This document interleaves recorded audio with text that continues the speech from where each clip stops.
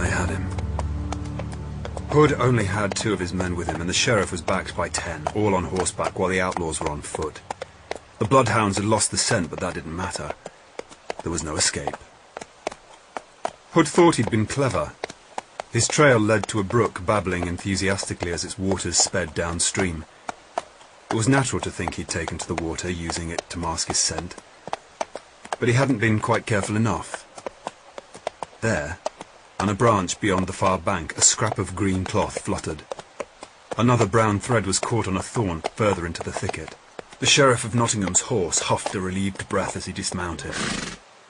"Through here!" he shouted. "They've got less than 5 minutes lead!" Harnesses jingled as the soldiers tied their horses to the surrounding trees, all but Sir Guy of Gisborne. The wretched man sat on his mount, staring into space as if he hadn't heard a word the sheriff said. The circles under his eyes were as dark as bruises, and his hair was tangled and unwashed. "Earth to Gisborne!" the sheriff snapped, clicking his fingers. It took Guy a second to focus. "What?" he said eventually, blinking as if he'd just woken. "Horse, dismount! Hood, pursue! Understand?" At the mention of the outlaw's name, the haze cleared from Gisborne's eyes. The light that burned in them was so fierce even the sheriff looked away. Understood. There was a sound up ahead. A muffled footfall. Hood was close. He was close. He was outnumbered. And this time the sheriff would end it. "I'm gonna kill him." "Yes," the sheriff said. "That's the general idea." Guy turned to glare at him. "No, I'm gonna kill him." He drew his sword with a metallic rasp. The blade looked dull in the twilight of the forest, but the sheriff knew it was wickedly sharp. He pictured it for a moment, slicing through Robin Hood's neck. "Go right ahead. Who am I to stand between a man and his unhealthy lust for revenge?" For a big man, Guy was light on his feet. The outlaw must have had no idea how close death was. There was a frozen moment as Guy raised his sword and held it above his head. Then it thrust out and down, plunging into the bush that hid the outlaw. There was an inhuman yelp that made the sheriff's smile widen. Then there was the sound of a frantic, high-pitched barking, and his smile dropped. Guy swung his sword again. It missed, but the animal was driven from the bush. It was a dog. The sort of mangy cur the peasants took poaching. But someone had dressed it in clothes, a rough brown jerkin and green leggings. It was these clothes they'd seen caught on the bushes, and the dog's shadowy figure that had led them on. It stared at them insolently for a moment longer, barked once, then turned and fled into the woods. Guy let out a yell of frustration that was nearly as inhuman as the dog's bark. "That scum tricked us!" "There's black magic," one of the soldiers muttered, crossing himself.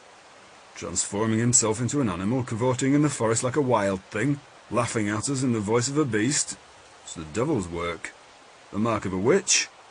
The sheriff's head spun round so fast he heard the bones in his neck click. "What did you say?" I said it's black magic. Transforming himself into an animal, cavorting. "Not that bit, you moron. The last thing." The man cleared his throat nervously. The mark of a witch. The sheriff snapped his fingers. "That's it! Brilliant!" "Thank you, my lord. I like to believe I have a unique understanding of the supernatural." "Oh, not that! That's an unmitigated heap of garbage. But people believe it. Simple, credulous, unwashed cretins such as yourself. Ah! Now." "Now what, my lord?" Gisborne asked. His pale face was alive with sudden interest. The sheriff pulled on his horse's reins, turning it back towards Nottingham. "Now, I think I may finally have a way to solve our outlaw problem, for good."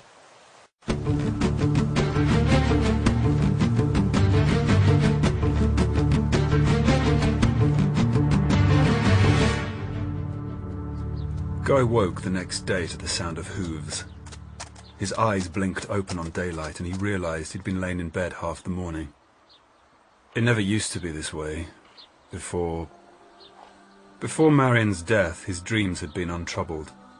Now, all he saw every night was the expression on her face as she died. The accusation in her eyes. It was unbearable. Sometimes he made himself stay awake till sunrise beyond the point of exhaustion. But when he finally succumbed to sleep, the dreams still came. He'd tried every potion the apothecary had to offer, and none of them could banish her from his mind. He thought perhaps he didn't want them to, because if she disappeared from his dreams, she'd truly be dead. I am dead. You killed me. His legs tangled in the sheets, and he tumbled to the floor in shock. No, he said, covering his eyes. You're not real. I'm still sleeping.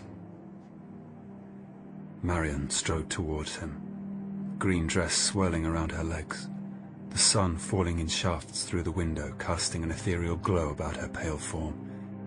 The floral scent of her perfume was soft in the air. You're awake, she said. Look at me, Guy. She was as beautiful as he remembered, but her green dress was stained with blood. You betrayed me, and all for Hood. He's the one who should pay for what he's done. Go and haunt him!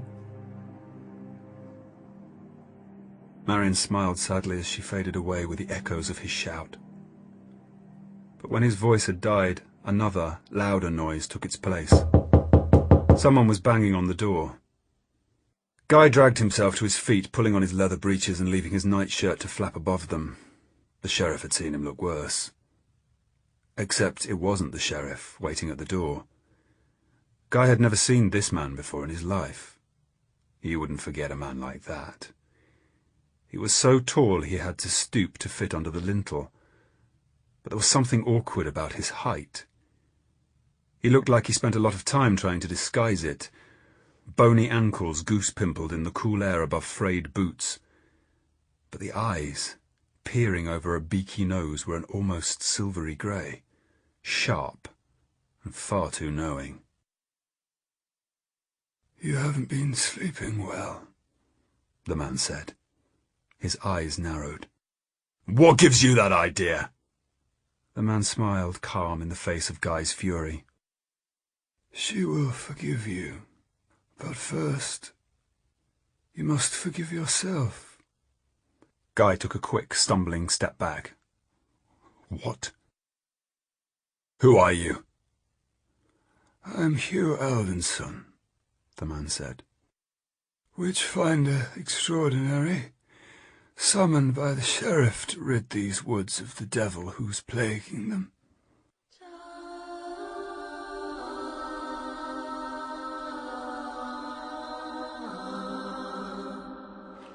Nottingham Castle was seething with people.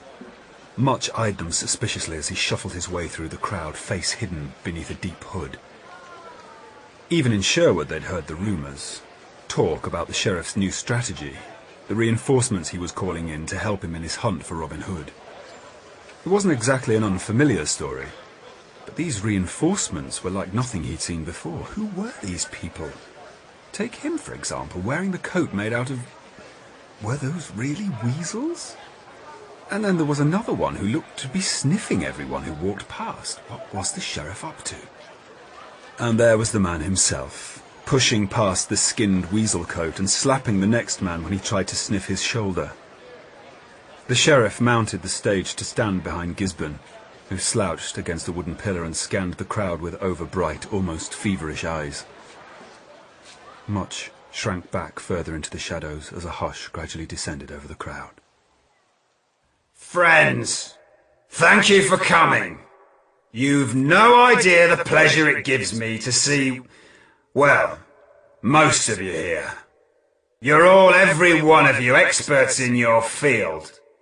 There's not a single man here who hasn't burned a good few dozen witches at the stake. You probably think you know how to defeat evil. You may believe you already have, but you are wrong. Here, in Nottingham, in the heart of England, lives an evil more pure, more despicable, more downright infuriating than any demon from the depths of hell. He may wear the guise of a simple man, but Robin Hood is in league with the devil himself. This, Much thought, didn't sound good.